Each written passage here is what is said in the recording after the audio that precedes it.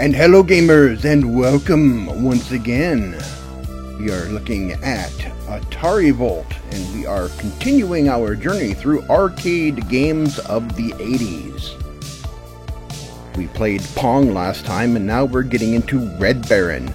Now, Red Baron's an interesting arcade machine, because it was one of the first, actually, I believe Space War was the first. But this is one of the first mainstream arcade cabinets with vector graphics. Now, these are getting harder and harder to find in working order, the same way that Star Wars arcade boxes are getting harder and harder to find. It's because of their displays. Vector displays are very different from standard CRTs. Most of your average arcade machines, like the Pong machine and machines like Frogger or Pac-Man or any of the other arcade games that you see in the arcades today, use CRTs, and the newer ones use flat panel displays now. But the old ones that used vector graphics had a very different kind of display. They didn't produce raster graphics. They didn't produce them that way. With a standard CRT, the electron beam draws one line at a time down the screen.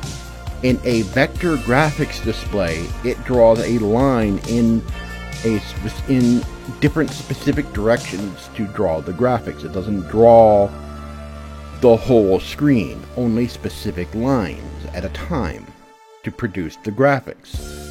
And so they work fundamentally differently. So you can't do the kind of vector graphics that these machines put out on a standard CRT.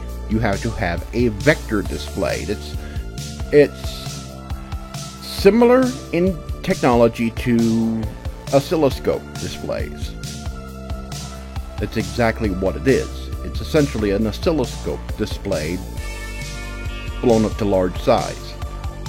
So these are getting harder to find in working order, because those displays, if they break, it's hard to find a replacement for them. So these are getting a little rarer to find. Take a look at some of the artwork that they have here in. I'm going to use the mouse instead of the controller for this because the analog stick wants to go everywhere. So this is the sit-down cabinet for Red Baron. I've never seen the sit-down cabinet. I've always seen the stand-up cabinet. And I saw the Red Baron game. I've only ever seen it at Cedar Point in Sandusky, Ohio. It's an amusement park. It's still there. I've only ever seen it there in the arcades they have there. I might have seen it somewhere else. I don't remember where that was. I'm pretty certain I may have seen it somewhere else. But the arcade at in Sandusky, Ohio, at Cedar Point, is the only one that I had seen it at, and they don't have that arcade anymore, as far as I understand. They took out the arcade. It was a two-story arcade with a whole bunch of classic arcade games in there. A lot of hard-to-find ones that they had in there. And they don't have it anymore. I forget what they put in its place. But I haven't been there in years. But I've never seen this sit-down version. I've always seen the stand-up cabinet version. And here's the stand-up cabinet version. This is the one I've seen. Has the joystick controls, because you're flying a biplane in the game. You are supposed to be the Red Baron, and you're flying in World War I. This is some of the materials that came with it. This was from the cabinet. It would have had details on what the game's all about, how you play it. And we're back to that. Not a whole lot of artwork here. Not a whole lot of artwork here. You'll probably be able to find a lot more artwork online if you look up the game in Wikipedia. Or if you look up the game on various... if you just basically do a search on YouTube, you'll probably find more information about this classic arcade game. So let's get in and what all the gameplay is about.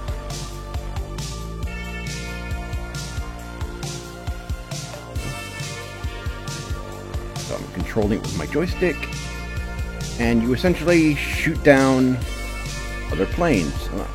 Get in there. Controls are simple. You don't have crosshairs.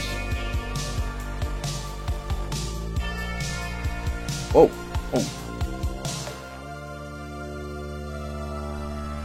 Oh, well, you can crash.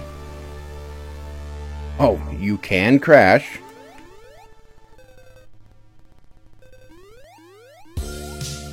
Uh-oh. What? And you can get shut down.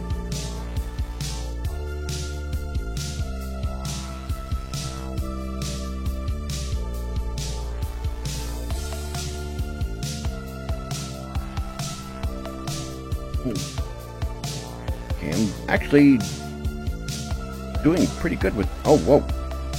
And this is very touchy controls here. Whoa.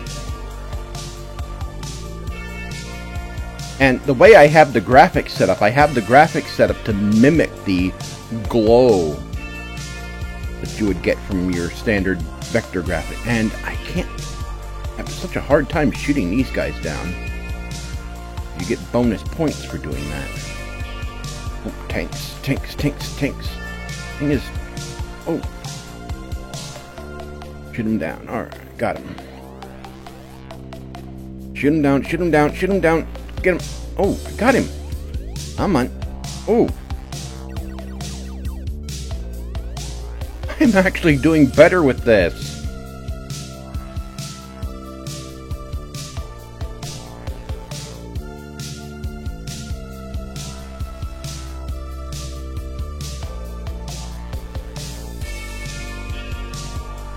Oh, shot down, dead. Shoot you, shoot you, shoot you. Die, die, die, die, die. Oh, behind you.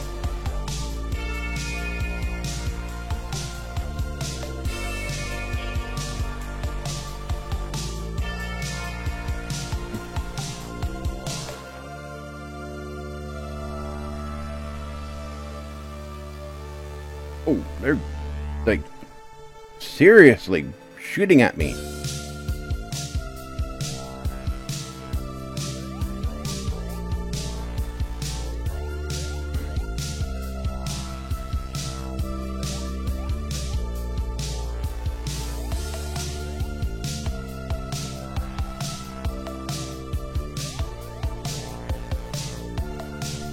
Oh. Whoa! These guys are shooting. They're shooting.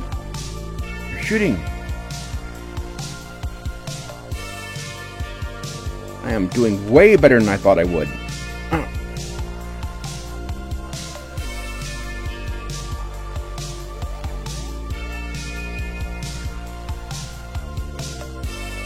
Oh, got shut down.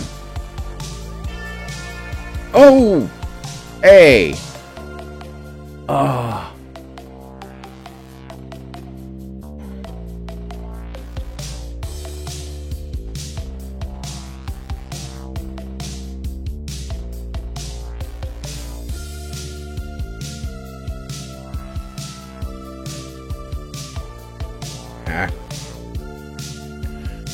Oh, one more time.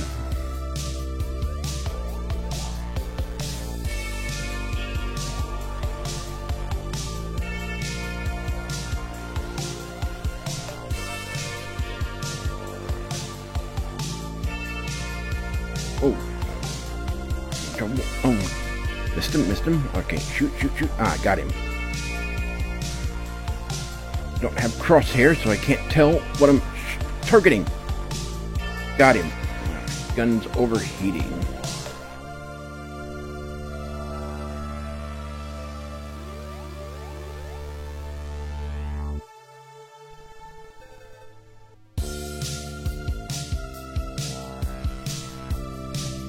Oh! Alright.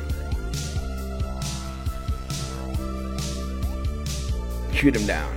Alright, got him. Get this guy. And that one. Come on, shoot these guys down.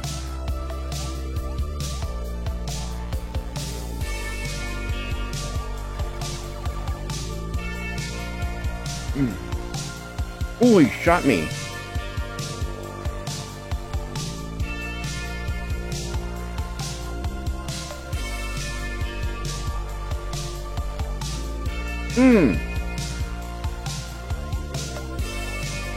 Ah. Cheap. Oh.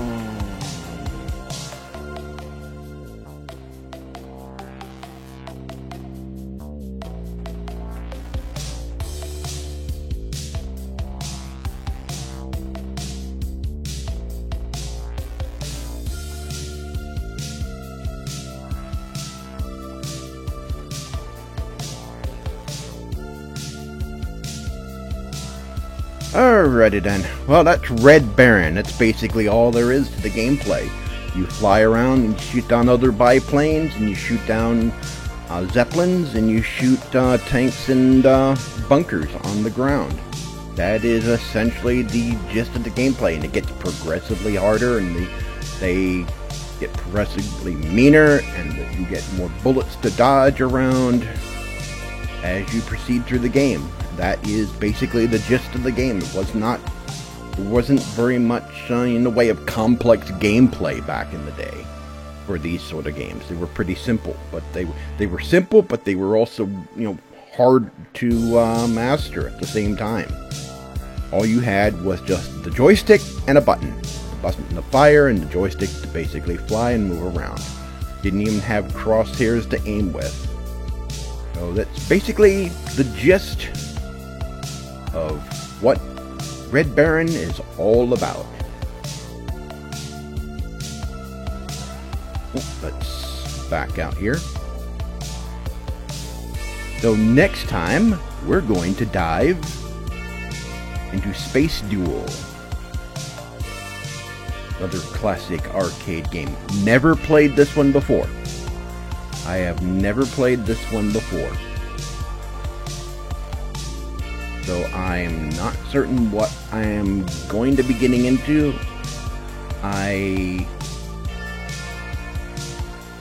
It looks like Space War. It looks a lot like it from these visuals here, and it's definitely vector graphics again. It's definitely another vector graphic team. Those were pretty popular. Almost looks like it almost looks like an early attempt at Asteroids. Almost. Like a cross between Asteroids and Space War. Which is pretty interesting. So next time we're going to take a look at this game. And this one also has multiplayer to it as well. Alright. So, thank you for joining me in this romp down memory lane as we look through classic arcade machines from the 1980s. It was an interesting time. I grew up during that time. I had an Atari 2600. It was my first. It was my first game console. I played some of those Pong games before, where it was just a box that you hooked up to your TV and it had a few paddles on it for moving a paddle around the screen and playing Pong on a television. I played those before at a friend's house, but I had never played the Atari 2600 before. I never played games like that before. My parents got it for me back in, I want to say it was in 77 or 78 when I got it. I know it was still in the 70s. when I got it. And it was one of the early consoles. It was a 6-banger with the wooden finish.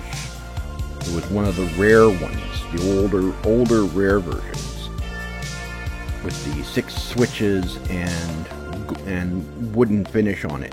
The controllers, the jack for the controllers is similar to the jack used on the Sega Genesis. Same shape, same pin layout. And it's an off-the-shelf part. So, they plugged into the back of the console. There was a slanted above the Switch console. There was a slanted side in the back, and that's where the controllers plugged into the back of the machine. There were 2 slots back there for controllers. And then it had the RF jack back there for connecting to the Switch box. You had to actually connect this up to the antenna leads on your television. We had a black and white TV we had this originally connected to, and then later a color television. I got my own TV in my room years later. They connected up to the antenna leads. You had to tune your TV to channel 3. And then you had to flip a switch on the selector box and on the RF box in the back, and play the game that way. And depending on whether or not you had a station on channel 3 with a strong signal, or whether or not there was a lot of interference from other channels, you either got a clear signal or you got a iffy one on your television. Interestingly enough, I had a clear signal on my 2600, and I had a similar setup for my Tandy color computer, and it always had a somewhat iffy connection, which was weird. I always had to have trouble tuning it in properly, which was pretty strange. Thankfully, we don't have to deal with that problem anymore. We have HDMI, we have Composite also dealt with that particular problem. We don't have to connect up to an RF signal anymore, which is good. A lot of you guys that never dealt with that particular problem, you're pretty lucky. You can find original Atari 2600 consoles that have been modified for component, or modified for composite, or you can get a converter that will convert RF to HDMI, so that you can connect a classic console to a modern television. Some of those can potentially be expensive. Some of those boxes are not always very expensive, but some of them can be. I would say no more than $200 for some of those converters. And we use similar converters for our PS2 and GameCube to convert to HDMI, because we don't have any setups here that use component anymore. We use all straight HDMI now. You can sometimes find consoles that have been modded for more modern connections, or you can find the converter box that will convert the RF signal over to something that you can use in a modern TV. And depending on the type of modern TV you get, you may get good results or bad results. Usually, if you use this with a more modern television, you'll get a little bit better results than that. The display will show correctly.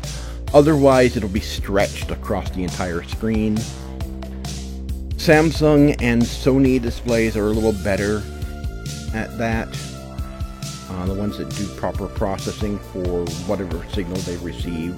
If it's a 4:3 signal, it'll show it correctly, while other TVs will stretch a 4:3 signal across the entire display.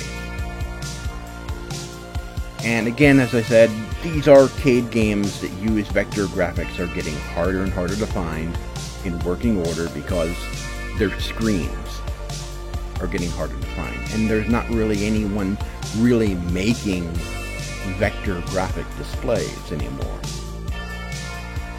So, now, I think there might be a few that might be out there, but they're expensive. They are expensive, and there are some that may be out there that might be out there refurbishing these displays as well. But again, expensive, unless you're a die-hard collector of these arcade cabinets. I really wouldn't attempt it because it will make your pocketbook cry. Anyway, thanks for watching the video today. We'll be back with Space Duel next time. And we'll be continuing our journey through arcade games of the 1980s. Thanks for watching. Remember to subscribe if you liked this video and give us a like if you liked it. And if you didn't, you know what to do. Also, if you're an old timer like me and you have memories of classic arcade games, come on over to Gamers Bay and comment in the thread about your experiences playing games in the arcades during the 80s. And if you're not an 80s kid, if you're from the 90s and you played games in one of the few arcades that were left during the 90s, give us your experiences. Let us know what it was like to go to an arcade in your neighborhood, or where did your friends go to play arcade games? And what kind of arcade games were your favorites to play? Join us in the discussion, and I will see you guys next time.